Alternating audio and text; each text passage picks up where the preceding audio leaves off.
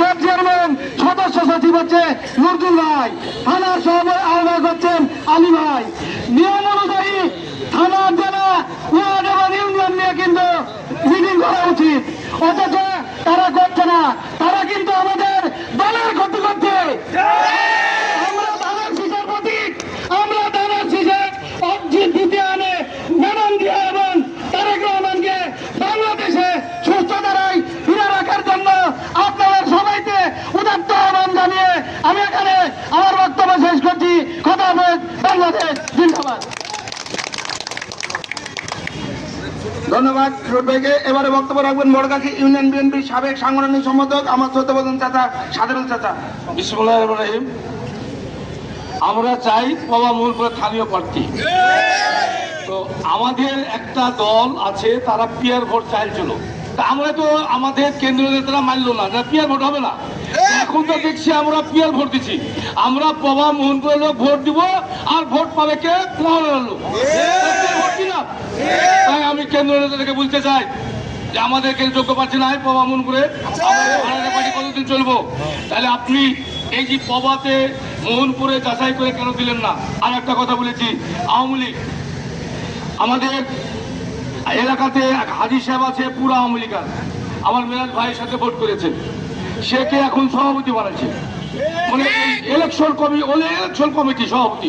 আর একটা কথা, আমার 18 সালে আমার মার্কেটের ভাই, আমার ভাইস্টা মারা গেছে বড়গাছি সব এতে সেন্টারে মারা গেছে বলে ফেলে গেছিল।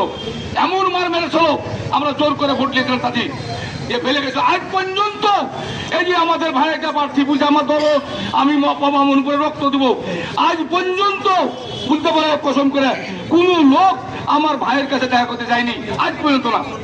তাহলে বলেন কত বড় ব্যথা। আবার এই যে নহটের দোকান আছে, তাকে ফেলে গেছিল আমার বাড়ির সামনে, দিয়ে লিখতে পারে মেডিকেলে ভর্তি করেছি মিথ্যা কথা বলে, বাপ বেটায় মারামারি করেছে বলে মেডিকেলে ভর্তি করেছি, আজ পর্যন্ত মিলন সাহেব দেখা করে নাই। তাহলে কাকে ভোট দেবো? আমাদের কথা হলো স্থানীয় প্রার্থী না দিলে আমরা আমরা ঘরে শুয়ে থাকবো। এই বলে আমি বক্তব্য শেষ করলাম। আল্লাহ হাফেজ। ধন্যবাদ ধন্যবাদ ছাত্রনাকে সালাম সাথে বন্ধুগণ।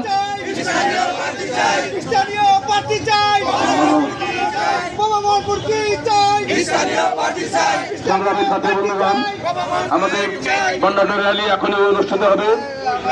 আমি